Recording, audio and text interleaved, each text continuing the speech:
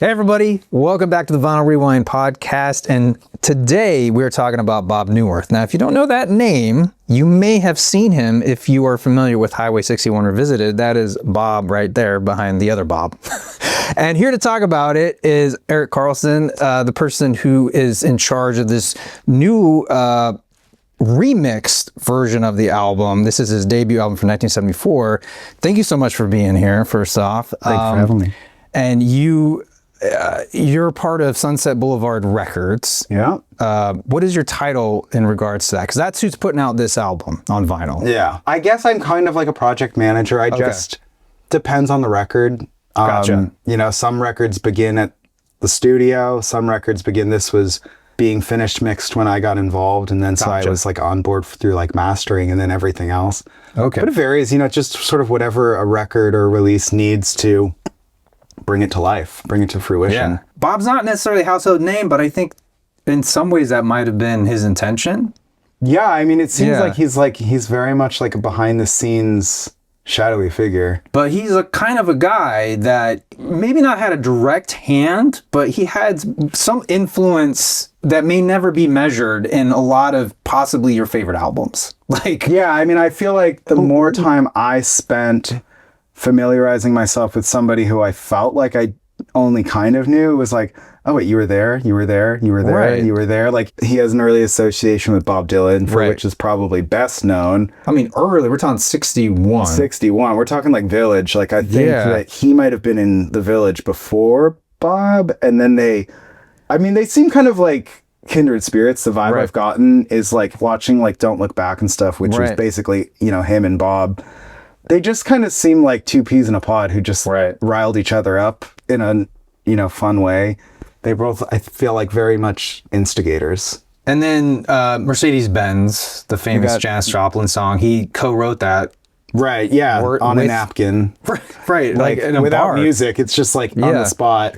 And obviously that's probably his most well-known song. Yeah, I would think that's probably... That he wrote, right. And he didn't even really consider it a song. Anytime I've heard him talk about it, well, and he would always sort of like minimize it as a song. He'd be like, that song is on this record. That song is on this record, his version. Yeah, which it's kind of extended a little. Yeah. Although largely instrumentally. So Bob's from Akron, Ohio, right? I think he's from Ohio originally, but I think he split pretty young. He went to art school in Boston, and he was kind of like circling the Boston folk scene at first. And he kind of got into hillbilly music in Boston. Right. And then through like acquaintances found out that like people were playing that style of music in New York as well. He's talked about like the place that he ended up staying in New York, like some, prominent fine artists lived above, like painters and things. And so he became acquainted with like a lot of, really prominent painters and things that from completely different atmospheres. I've got like all this footage of him hanging out at the factory that he shot, of like Salvador Dali visiting the factory. Like, that stuff's crazy. You mentioned earlier, before we started taping, like he's kind of like a Forrest Gump in a sense, where he just sort of bounced around these different scenes and sort of removed himself for a bit and then came back and helped Bob put together like a live show. Rolling Thunder. Yeah, he's the guy who like put together Rolling Thunder. And so like a lot, his first love was maybe painting versus music necessarily.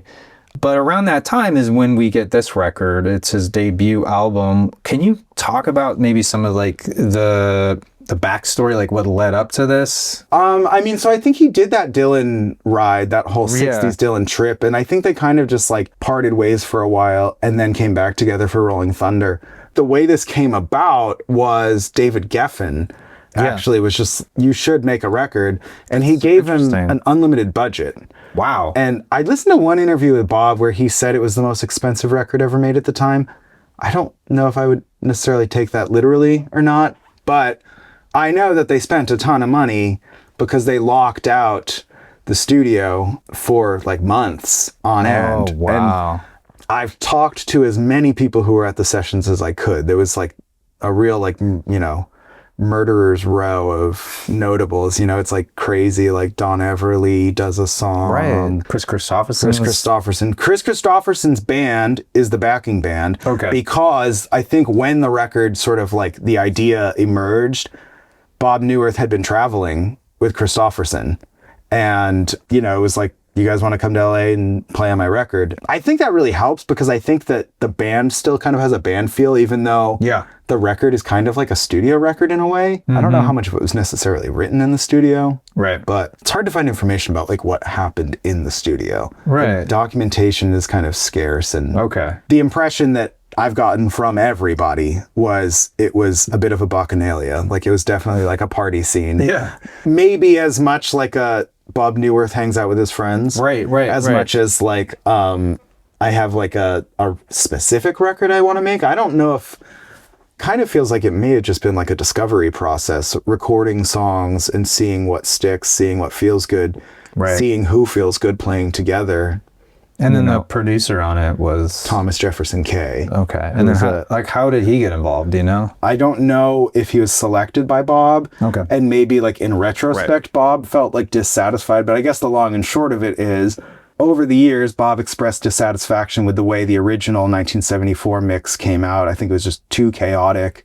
Right. Kind of like an everything and the kitchen sink type of situation. And he had always said he wanted to remix it. And then I think him and John Hanlon had been friends for quite a long time. They had done, Bob produced a T-Bone Burnett album in the 90s or maybe late 80s. Okay. That John had engineered. So they had worked together in the past and kind of had a familiarity. And I think just kind of in a conversational sense, Bob was like, hey, do you know my first record? Check it out. Let me know what you think. And I think John was like, songs are great. It's kind of a chaotic sounding album though. And Bob was like, yeah, that's kind of my hang up with it. I'd love, you know, if you're interested in remixing it, you know, I like what you do your thing. Talking to John about it, his thing ended up being very much stripping back all of the accoutrements and just sort of starting with the vocal, starting with, you know, the guitar or, you know, whatever the sort of support instrument might be to the vocal and the lyric. I think the party atmosphere of the original issue kind of conceals a pretty sort of like sensitive lyrical wit. I mean, some of the lyrics on the record I think are just like so cool.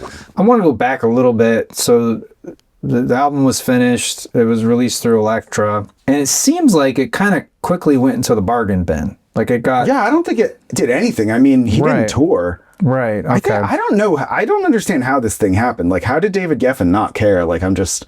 gonna blow all this money. Take it. In interviews and talking, you know, with his family and just like friends and things, I've definitely come away with the impression that that was something he just maybe wasn't particularly interested in. I don't think... I think maybe to some extent he wasn't someone who was apt to self-promote. Yeah, it makes me wonder, like, do we know how he felt about the fact that it didn't really do well? Like, do you think he even cared? Like, it's weird. I don't know how much he cared at the time because it wasn't like he effortfully promoted it. It almost felt like it was like another unusual experience in the same way, you know, bombing around with Dylan for a couple of years was just like, oh, that's a weird thing to have done, and I'm on to the next thing. I think maybe some of it too is he wasn't really, I don't think he viewed himself as an artist. I think he was there because it was like a scene and like something energetic was happening. But he was a painter first and foremost. Yeah, that kind of artist. Yeah. And it feels like onward in his life, that was certainly where his focus was. And I've listened to a lot of interviews where, you know, he's talked about why did you make a record in 74 and then you didn't make a record until like 1988 or something, you know, it just sort of felt distant to him. It was just like, well, it wasn't where my mind was at. I was just doing other things. And I think what made him also very genuine, especially to these people that were very famous at that point, was that I don't think there was a part of him that really wanted that aspect of fame, which I think could also attribute to him not really caring about making another album. Right. Like obviously he got royalties from the songs he wrote. Right. And I'm sure that helped too. But like my impression, the little impression that I have, just struck me as somebody that it was more important about like creation and being creative and enjoying life than it was about some pursuit of riches and fame and needing validation from other people. Yeah. I think that attracted people to him because it wasn't like we wasn't trying to get anything out of it. Yeah, like I get the impression like Bob Neuwirth wasn't, so to speak, impressed by Bob Dylan, or like, like he wasn't, I don't think he gave a shit. Yeah. So like he was very nonplussed about it. So he's just like, whatever. Like, I don't think he like took it as this sort of like golden aura that he was around. I think he was just sort of like, I can riff on this because I'm the kind of person who's interested in mischief. It's interesting too. Like, he is largely an unknown figure in like the public sense, but like if you go on like forums or subreddit of Bob Dylan, like he's a pretty well-known character. He's a cult figure for sure. Yeah, like he's definitely not unknown. He's not a complete unknown. He's an almost complete unknown. But if I'm honest, I didn't know about him until I got that first initial press release. Yeah, it reminds me a little bit of Rosencrantz and Guildenstern in that way that it feels like, there's so many scenes here to which we're incredibly familiar, intimately familiar. We've all, many of us have spent a lot of time poring over Bob Dylan records or like those videos, reading those stories, reading chronicles and stuff.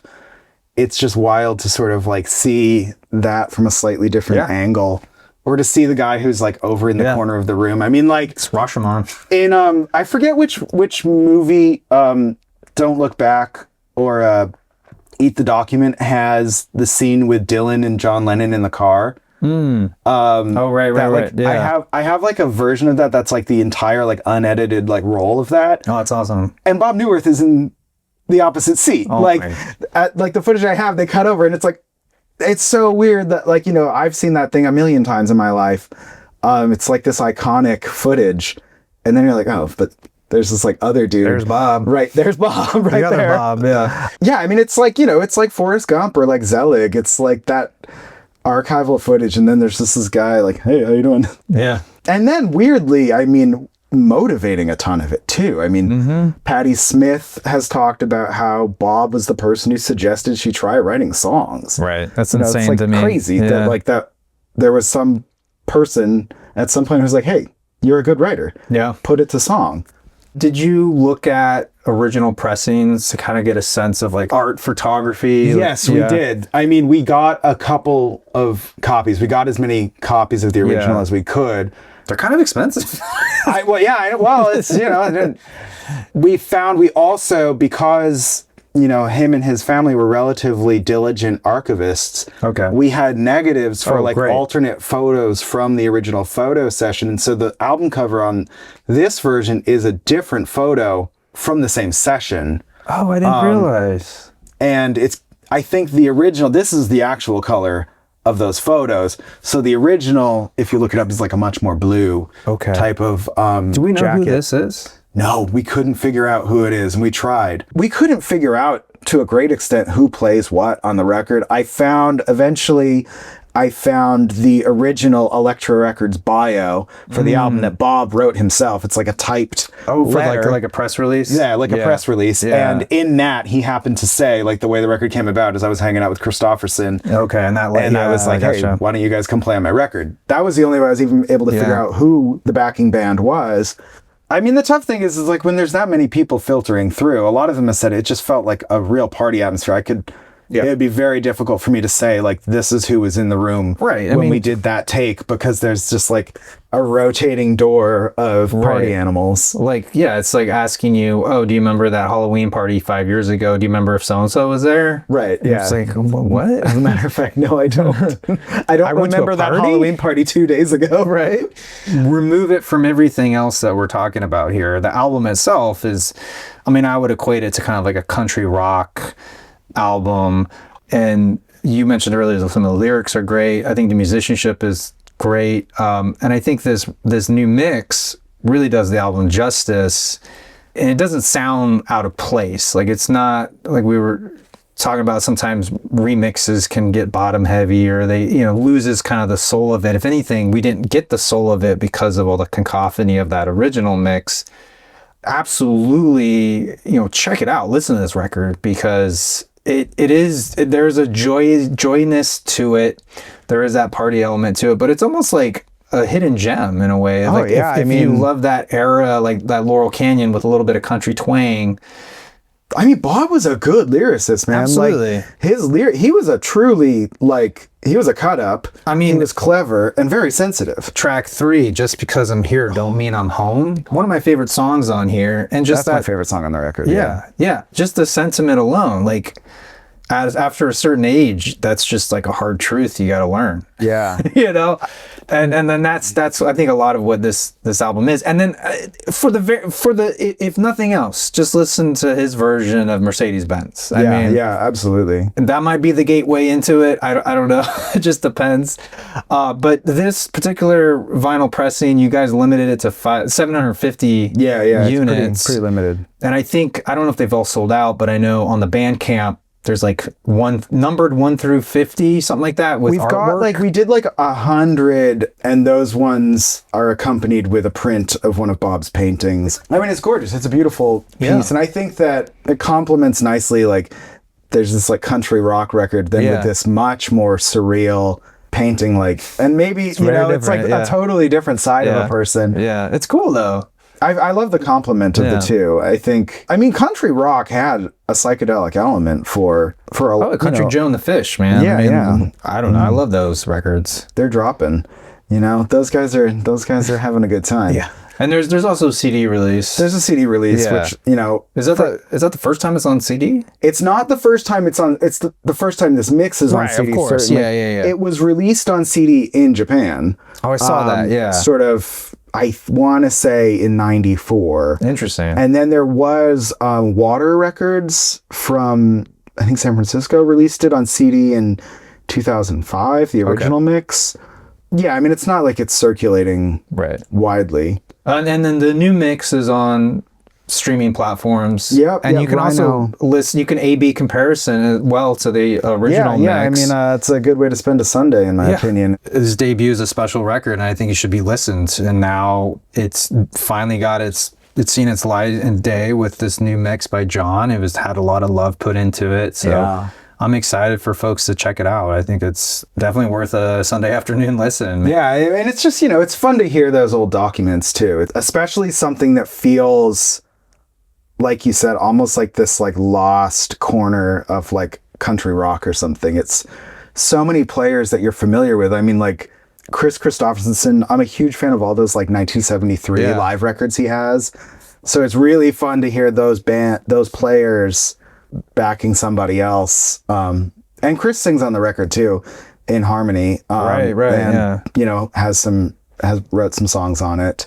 So it's fun. It's just kind of like adds to the texture of that whole world. You know what I mean? It feels like you're kind of getting this like bonus artist. It's fun. Yeah. It's fun. Eric, thank you so much for coming by and talking about Bob and everything else that we covered. It's so great.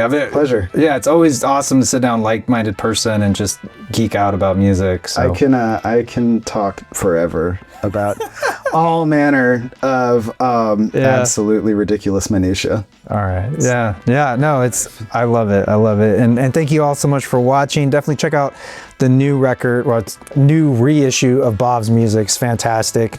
Until then, I'm your Vinyl Geek, and I'll catch you on the flip side.